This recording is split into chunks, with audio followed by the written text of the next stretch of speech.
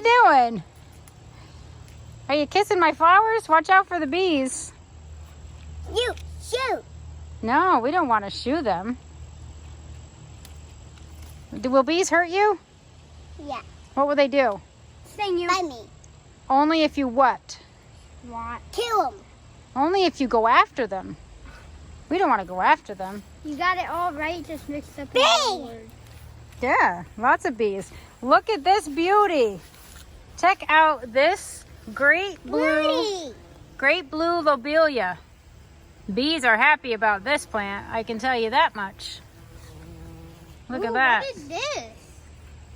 That's a portulaca. Your father asked me the same thing. That is not so happy. It's almost like a cactus, and it was a really wet season, so didn't really do that great. But anyway, happy Friday. Hope everyone is getting ready and ramped up to go back to school. We are kind of finishing out vacations, which is why we haven't filmed a ton in the last few weeks. We've been camping. We've had Hurricane Ida rain. We've had so much rain. A whole bunch of rain. Yes, we had a whole bunch of rain. So anyway, I just thought I would give you guys a really quick update of where we are in our yard quickly. We are collecting seeds like crazy. So I have a whole bunch that are drying right now on the counter. Bless you. And as you can see, this is prime time. I don't know what that is, but this is prime time to collect seeds, especially when they look dark and black and disgusting like that. I am happy to take them off my plants and get them dried out so we can ship them to you guys. And plus, I know something else. What? I know why they're turning black. Why are they turning black? It's been cold yesterday and today a little bit. Yep. And this morning I woke up with my dad. It felt like it was like 36 degrees. Literally, I was like freezing when I went out there. So yeah, after Hurricane Ida came through and dropped all this rain, our high has been 66 degrees. So today's beautiful. It's partly cloudy, and so we're just kind of going around, and I think the flowers are starting to understand that fall is coming. They are nearing the end of their bloom life. And I've done some revamping. So this garden got some things cut back. Look at this guy's not happy with me. He's like, I'm after the cardinal flower and you're over here yapping. So I'm just gonna do my thing while you stand there. See him? This is exactly why that plant is in here. Because of him, if you actually look, he's smart. He's on the other side. This little guy. They're so cute. They can be territorial though, boy. Let me tell you, there's a couple of them. There was 3 of them around. Oh, look, he's still hovering over there. There's 2 of them. Anyway, they're quite characters. Anyway, so this is what we're looking like. So remember, these Rudbeckia triloba. Holy cow, apparently my brain is still on vacation. These little guys, so they were leaning like crazy into my tree peony, which suffered a little bit. It's starting to bronze up now because of the fall. But I kind of opened that up, cut them back, cleaned this area up a little bit.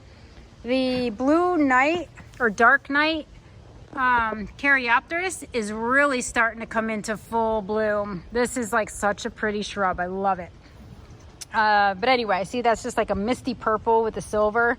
I love that. It's a late bloomer. The bees love it. And then what I did back here, I took out some of these Rudbeckias. You probably can't even tell because there's a huge clump there.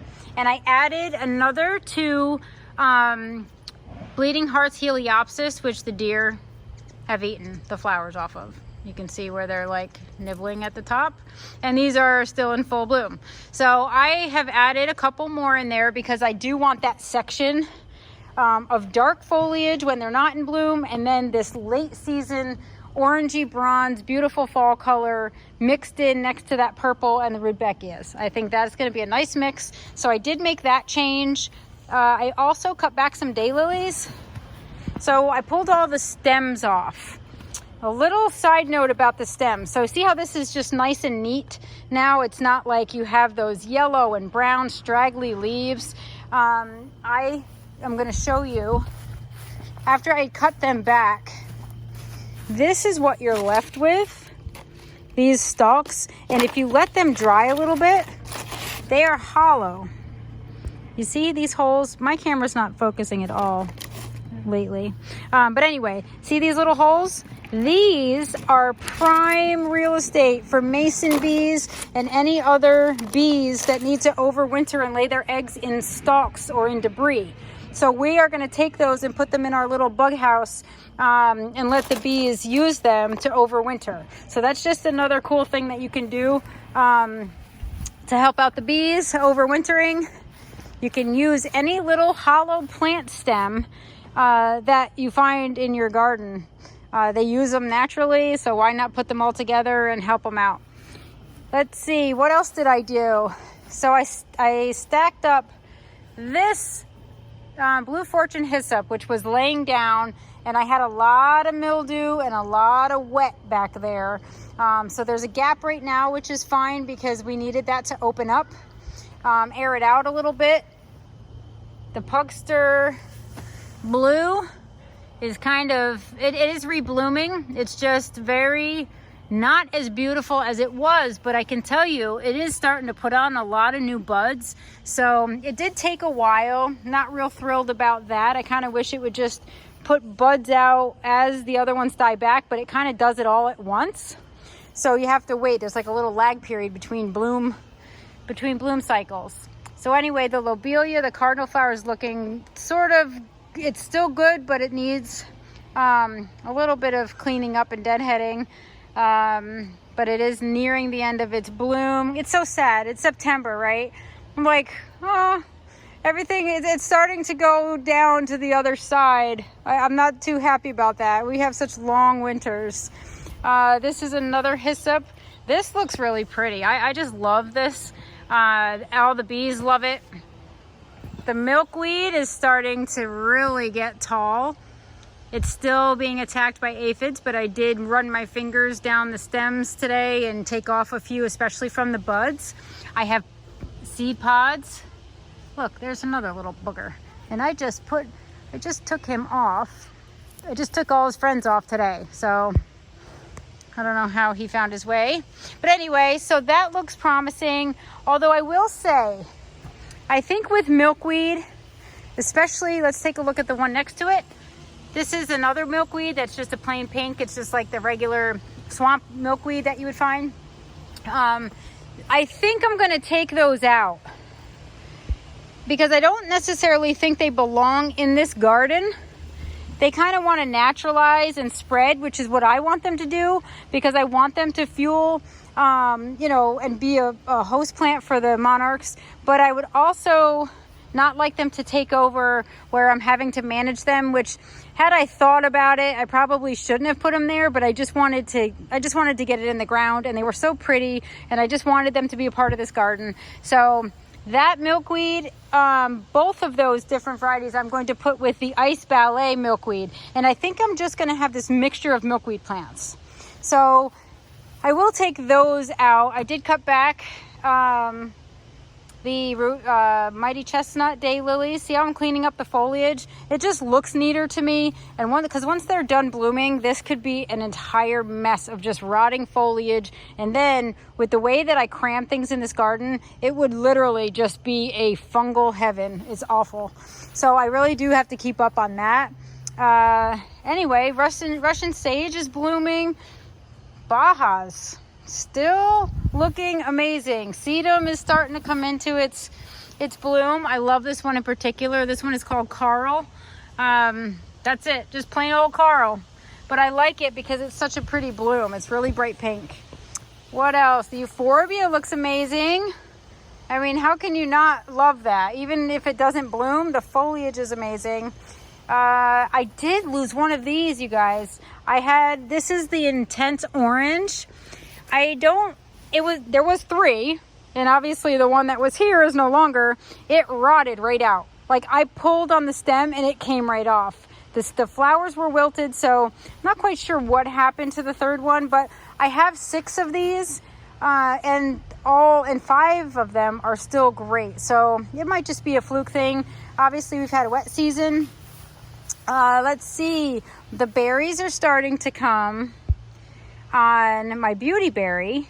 So obviously it gets the blooms first, and then those blooms turn into these dark berries, and then those will turn to a nice purple against that dark foliage. So this really shaped up. I'm thrilled with how this beauty berry did this year. This is only year number 2, so it's only had one.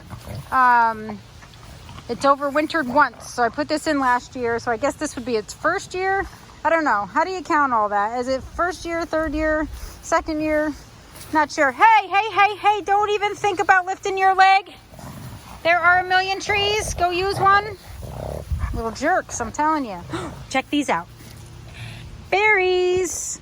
So these are the viburnum berries.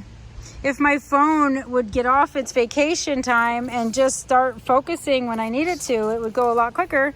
But anyway, these are looking really good. They're starting to turn. So I can't wait to see what those look like. And what else? Like this patch of coneflowers has just had it. But I love the finches when they come in and they take the seed heads. I've also been clipping a few for the giveaway. I know I've had a lot of questions about the giveaway. I do it on my page, and on my Facebook page, I will announce it. And then really the only thing you have to do is kind of be the first to say, yes, me, and then you will private message me your address. Please do not put your address on Facebook unless you don't care about your privacy, then so be it. But please, I would prefer you to direct message me what your address is for shipping. And yes, and then I will share some lovely seeds. And I have perennial seeds, I have annual seeds, I have caterpillar seeds, like caterpillar seeds. What is a caterpillar seed? This is my mind going too fast for my mouth. I have seeds that are host plants for caterpillars, is what I should be saying. So I'm excited to share those with you. So you'll get a big mix of things in the giveaway. Ziggy, no. This is what I deal with. Terrible. And look at this sloppy mess. But if you can look past that, check out the vanilla strawberry. I mean, these are all like top heavy. I've cut a few off because they were just literally on the ground. But look at how beautiful. Huge blooms, guys. Look, that's my hand compared to the bloom. Massive. That's got to be like 8-inch blooms. Huge. What else? Pinky Winky.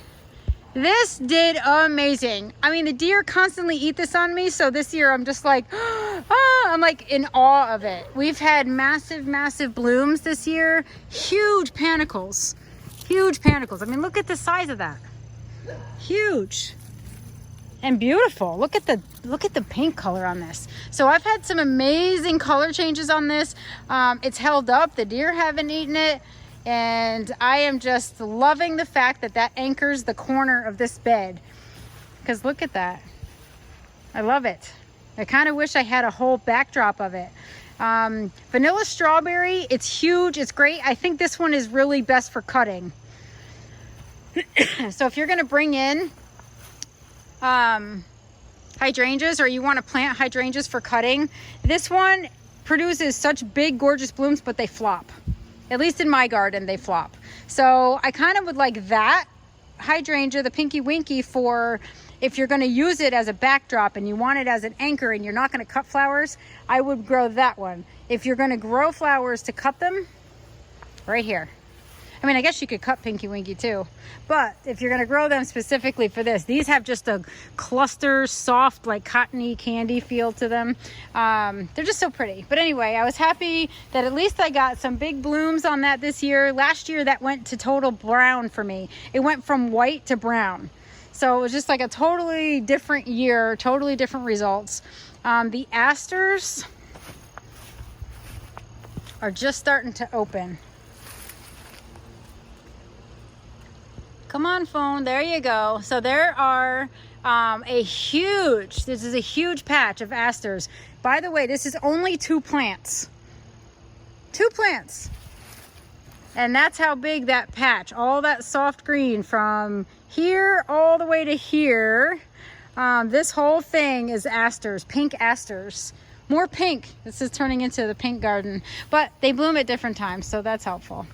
Anyway, what else do I have to show you? Oh, so also I have harvested seeds from Lisianthus, which is an annual. These little straw flowers, which are gorgeous and super easy, and actually have had a lot of pollinator activity. So that's really, it's fun because I wanted to grow them because they're fun looking, but they also did provide a benefit to the pollinators. Cosmos, I mean, these things, look at these seeds. They're ready. They're like little spiders. What is wrong with this stupid phone? Time for a new one. Anyway, look at this guy. So these obviously are zinnias. This was a mix. And this guy, oh, he's just hanging out. He's like, all right, lady, leave me alone. But I love seeing them. And then my dahlias are going off. So these are the ones that I had in pots on the picnic table. If you remember in previous videos, check that out. And this is why we pinch them back. I will give you an example. This one I did not pinch back, and it has one main chunky stalk like this, and it has like a couple blooms at the top. But this, like if you see, look how many different stalks and stems, and then each stem will produce multiple buds. So you get bloom like this instead of just having one main stalk, because once I cut that off, I have nothing up and coming. And all of these side shoots have buds coming up. So if you are growing dahlias for production and cutting, or you just want lots of color, pinch them back when they're a foot tall in the early spring. It does delay the bloom time a little bit, but I can tell you it's totally worth it, because now everything's kind of looking crappy, but I have beautiful dahlia blooms. So I had 5. I ordered a pack of 5 of these tubers because they were the only ones left, and they're orange. Me and my orange this year. It just so happened to work out that I chose a ton of orange. Want to see something weird? Look at the size of this spider web. Like, I'm not even sure what is living in there, but I know it's got to be pretty darn big, because this spider web is at least 30 inches. I don't even know. Can you tell? There we go. Look at that. He's got this thing like strung. He is like packing up for the winter, or stocking up for the winter, I should say. So anyway, it's kind of creepy, but let's see. My David Austin climbing rose is out of control, but I have lots of huge, thick canes that are new this year. This is one of them. You would never know that this grew this year. It's like really kind of crazy. It's like thicker than the main canes I had last year. So that's really exciting, because I had a gap, if you remember, in the top third of where didn't really have a lot of blooms. So that is going to get trained right in that gap. And then I have a couple others that are just kind of like crazy growing out. So I'm interested to see what pruning is going to look like for me this year. What else do I have? I did cut down my tree lilies over here because the red lily beetles just really annihilated them. They were also past bloom and falling over. This tromboncini plant, it was just taking over into my lilac. So I just cleaned up a little bit. Have some really cool, promising pods. These are crosses that I made from daylilies I purchased this year, and made here with my own pollen, my own flowers. Look at the size of this pod. It's huge. So anyway, and I've been harvesting pods over the last week, and I can't wait to show you the seeds, because I have one pod gave me 17 seeds. So I was really super excited about that. So I'll be able to share some of those. I have to figure out who the lucky people are going to be that get some of the daylily cross seeds if you're interested in growing them. So check this out. This is the ice ballet milkweed. Look how big he got. I was so happy to find them on my milkweed. There was another one out here this morning. I don't know where he went to. Where are you, buddy? Maybe he went for a walk, I don't know. But anyway, so I'm excited that that's working. And I think back here, this is where I sprinkled the dill. It's like a mess right now, but I pulled out all of the dead past bloom plants, and I think I'm gonna put the milkweed back here and just have this as like a little host garden, maybe.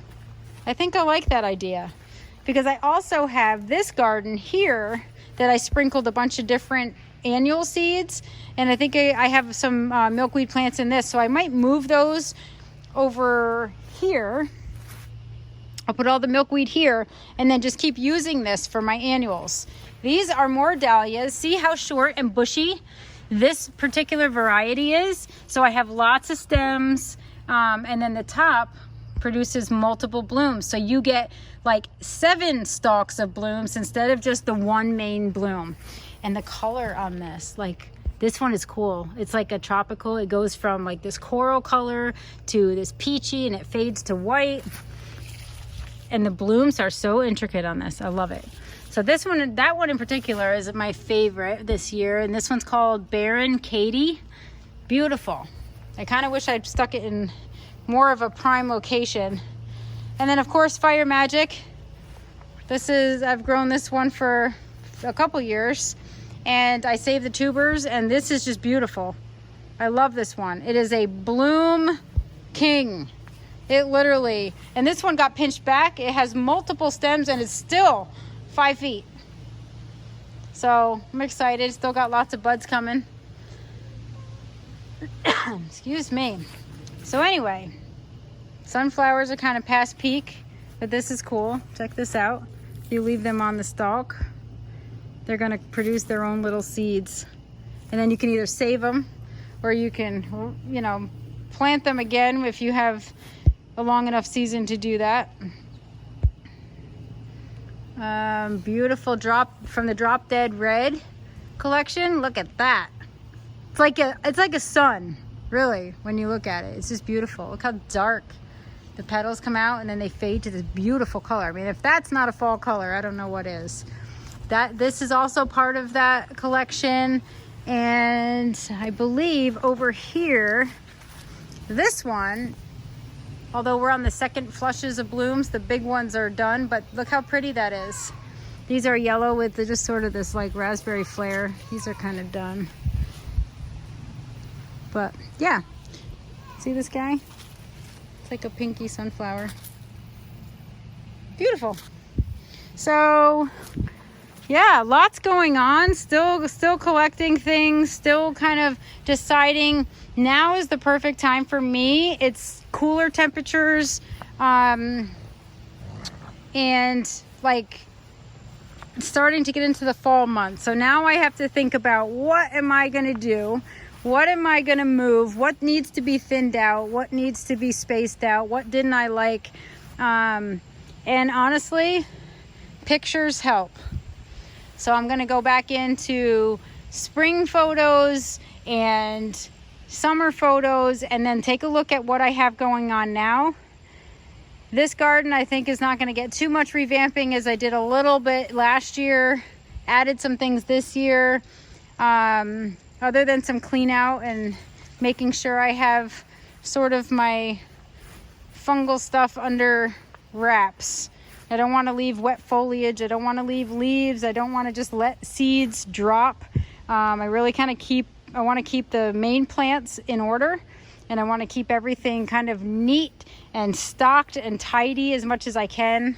This garden, holy cow. This garden, I have a list a mile long of things I didn't like about it, but I need to figure out when I'm going to tackle this. This garden is going to get a major makeover. I have a few things I'm going to keep, obviously the shrubs, but I may pull out this rock border, pull it out a little bit, like toward me, about 2 feet at least, maybe 3 feet, and give myself some more room, because the shrubs are really starting to be mature now, and they're leaning over the border, kind of shading the stuff that I have plugged in there. For example, under this vanilla strawberry, those are Mamma Mia's, and they got a little bit of bacteria and fungus on the leaves. Everything was just crammed in there. Plus it's been a wet year, So I really need to, I want those to come out and have their own section and, you know, get some, I don't know, have some air circulation and just have room to sort of expand, because I really do love those. And maybe redo the front border. I have some sloppy catmint. I have just things that I didn't stake well, which was my fault. Yeah, and sort of just work on the color and the design. So I'll keep you informed, and kind of maybe my husband will do a video while I'm renovating this, so you guys can see how I start. What do I do? What do I add? How do I figure out where to place everything? I'm sure that will have some helpful hints in it for you.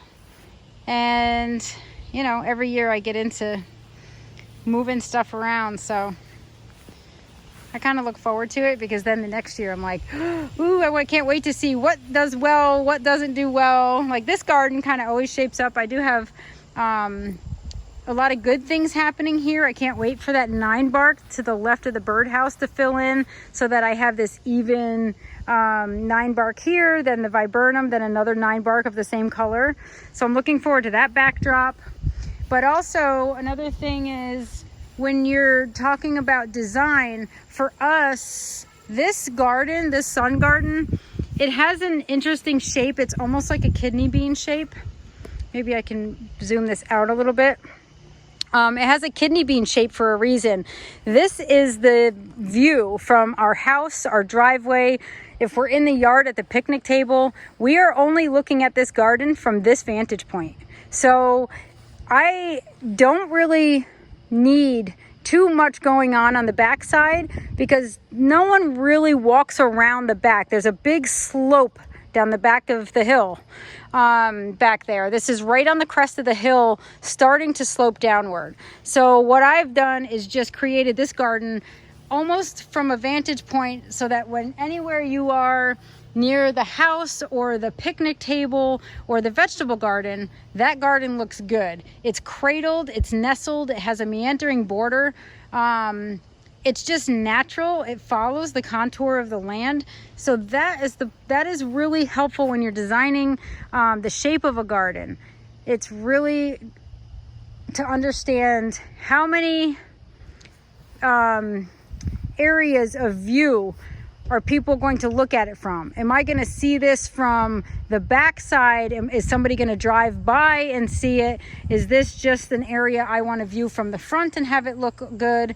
You know, those are all things to consider when you're doing the shape. Plus, go in your house and look out your windows.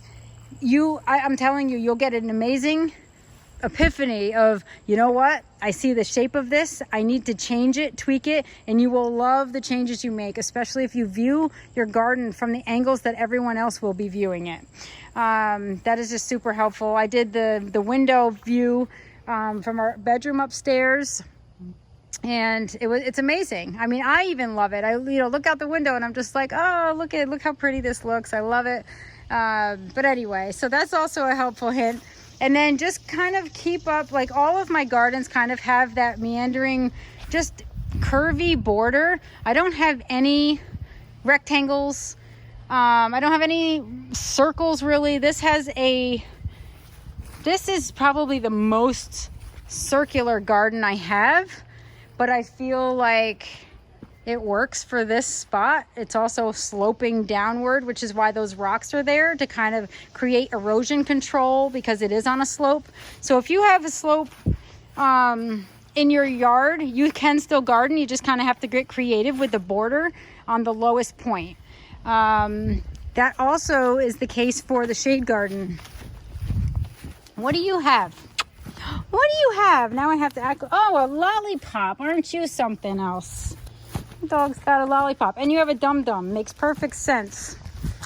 Makes perfect sense why you would want one of those. So anyway, this also, kind of hard to see, I guess, with the way the sun is, but this garden is also on a slope. So if you can see, it kind of goes high. It's higher in the back, and then it slopes downward. And then we have this really big cresty hill back here. But this is all done.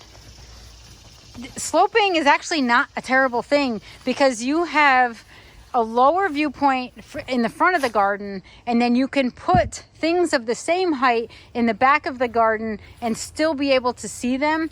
Or you can put shrubs in the back. There's a lot of versatile ways to use the border on a sloping hill. And all of this is just, I mean, this is just plugged in. And then honestly, when things get too big, for example, these ferns, I kind of like them at the base of the tree, but look how beautiful, but they're getting taller than this.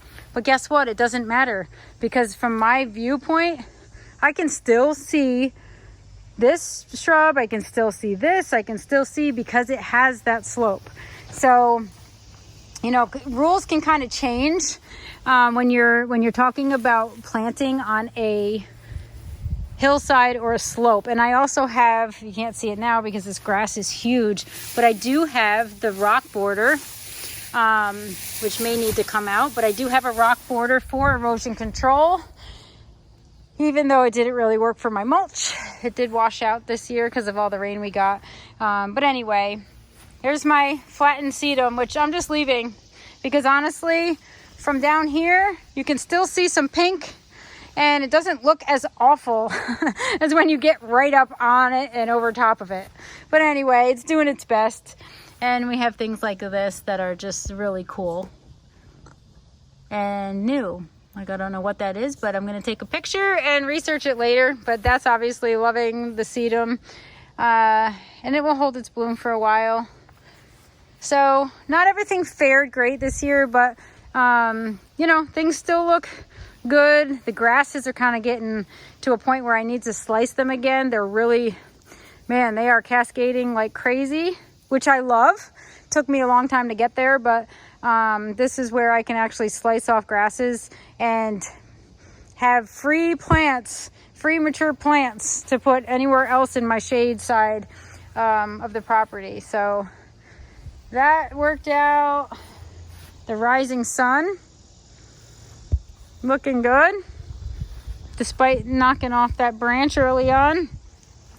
And then this garden's just kind of like, I don't know, it's just kind of here.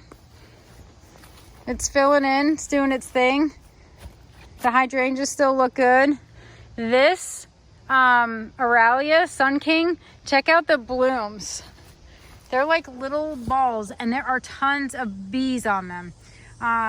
They're running away from me right now, but you can see if I can get close enough. Oh, they keep moving because I'm annoying them. But anyway, so that is also another good late season bloomer that will also create black berries for birds.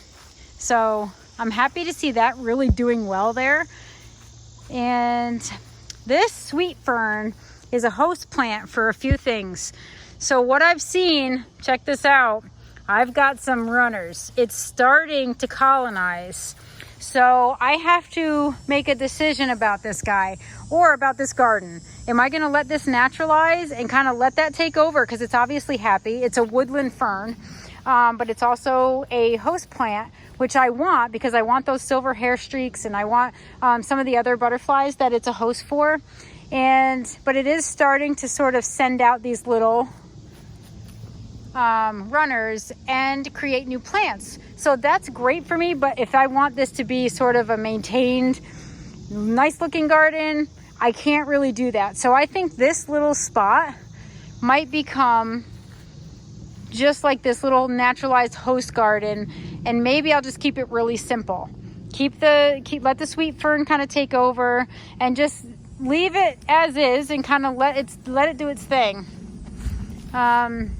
Can't really stock this one too much because I think that will take over, and it is starting already. So, which I'm okay with. I think I can use this as a little holding bed. It is shady, and now that like fall is starting to come, our sun path, the sun is behind that tree because it's getting lower in the sky. So like normally in the summer, our sun path is way up here and we get lots of sun. Now it's way down here and it's going behind the trees instead of going over top of the trees. So you can see like my daylilies that I put in this new little hybridizing bed, that is now in the shade. It will get sun as soon as the sun comes over here, it's going to end up going up over that hill, and then we'll have sun for a few hours in the afternoon, and it gets a little sun in the morning. So yeah, the patio got some major water. Firelight. It's kind of hard to tell how bright the pink is here, but it's exciting. That is starting to really, really deepen its pink color. I did take out the pink coneflowers that I needed to, just because I didn't like them next to that bright red and the yellows and the purples. Just didn't go. This crazy monster, don't know what's going on here. This is supposed to be a tree rose and grow perfectly, right? It sent up these like massive Jack and the Beanstalk canes, and all the blooms are at the top, so I have to leave them. But I'll have some nice strong canes to have grow off of next year. I'll have some nice strong canes for the new growth in the spring to grow off of. So didn't really have that this year, but I'm looking forward to seeing what happens there. It's just going to be a little unsightly for a while. I had to clean up. This is salvia. This was over top of the corner of the garden, so I really had to cut this back a little bit and clean it up. Added, what did I add? Oh, I added Weird Science Daylily there because I had put it behind this bench, and unfortunately it didn't get enough sun. As you can see, it's shaded back there now even, and it's an expensive daylily, and I really want to see it do well, so I'm sort of putting it there. The Gatsby Star Oak Leaf. Look at the color. I told you this is beautiful in the fall. It's actually starting. So I clipped off all of the dead flowers, except for this one, but that's what they all look like, that kind of miserable brown. So I was like, well, you know what? Now it's going to come into its own and have some beautiful fall color. It turns a bright red. It's got that bronzy look against the lime, the new foliage color. Happy I did a little bit of pruning on that because that is really shaping up beautifully. I love it. This rose was actually being shaded by the salvia, so one of the canes was growing down on the ground, so I had to stake that up a little bit. But this is starting to produce a little bit. Its first year didn't do that well in the beginning of the year, so now it's kind of coming into its own. And this monstrosity. So this black-eyed Susan vine did so well that I just hacked about 3/4 of it. It was coming out into the ground here. Like, it had runners here, it had runners in the back going over the wall, it had runners going over to the hydrangeas. So I literally had to clean all that up because it was strangling my plants. So as much as it did great to cover this arbor, I probably wouldn't put it on there again because it's just too... I mean, once it establishes, it just takes off. And I'm really hoping that the seeds don't drop. Hopefully it doesn't produce seeds, but I imagine it does. And hopefully I'm not dealing with little starts of this everywhere next year. Hopefully it dies with the winter. But anyway, it did okay. It did take over the Mandevilla vine. I might have wanted... I probably should have put the Mandevilla vine in the front because it's not as vigorous. It did make it to about here, but it's being shaded, so it didn't get a lot of flowers. And this thing is just like, I mean, it's in its glory. I mean, I can't really blame it for wanting to bloom so much, but at the same time, you know, I wanted it to behave a little bit. So that got a haircut, and the hummingbirds do like it. One just flew away. But anyway, so that's that. The vanilla strawberry hydrangea here. Smaller blooms, I think because it's in the shade a little bit more. But, I mean, that's actually not really a small bloom right there. But a lot of smaller branching blooms. It also got moved to the patio this year.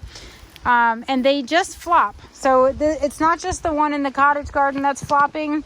It's this one also. So I will probably just cut these blooms off and bring them in because they're not really doing much for me. Onyx Peacock is still producing. See those beautiful blue hydrangea heads there. What else? I think that's pretty much it for now. And then, on the table. So this is interesting. These are some of the pods that I intentionally crossed. And some pods that I just found, like on the Ruby Spider. It just created its own pod. I didn't intentionally cross it, but I got 2 seeds out of that. And then I have some cool seeds. Look at that. Look how many seeds I got out of that pod. And then these, look how these are smaller ones. These are from a diploid cross. So those are generally, you know, some are little, some are big. These are nice and plump, but I got 17 seeds. I'm like, holy cow. And this one. So I'm excited. I have lots of crosses coming that no one else has. You know, which is kind of, I like unique. I like to make my own stuff. So it'll be interesting to see if those bloom next year. And then I have seeds that seed pods that I took from the Baptisia, or the false indigo. And this is kind of what they look like inside, and they just fall out. And these are way ripe. Like, these are ready to just fall right out. So when I move all these pods out of the way, I'll have those seeds. So those are exciting. Yeah, so that's it. Just a long tour, but a lot going on. And, you know, a lot goes through my mind when I'm sort of coming into the fall months, because I really, whatever changes you're going to make, now's the time, especially if you're in zone 5, because zone 5 is a little temperamental with our winters, right? We don't know if it's going to be mild or if it's going to be a harsh winter. But you want, if you are going to move plants around, you want them to establish for like 2 months if you can. Let those roots of the plant dig down a little bit. Let it, in the cool weather, plants send out roots. New roots. So if you're going to move them in the fall, because the cold weather will stimulate the root growth, and you'll get them to establish better than if you're going to just move them in October and then we get, you know, November freeze. You know, your plants are going to do that frost heave. They're going to come out of the ground. The roots are going to be exposed, and you're going to get plant dieback. So that is a little bit, it's obviously not what we want, but it's a little tip just to, if you're going to start moving stuff around, like high 60s, low 70s, perfect temperature, cloudy days, rainy days, anything like that. You want to make sure that you're picking those kind of days to move stuff around, and make sure that your 10-day forecast doesn't have a spike in heat if you are going to move things around, because your plants are just going to stress out. But now is the perfect time. It's like high 60s now, and my wheels are turning, and I'm sure things are going to be happening. Hi, Otis. Somebody's enjoying the pug bridge. Beautiful day to sit outside, right, baby? Aww. Anyway, all right, have a good Labor Day weekend, guys.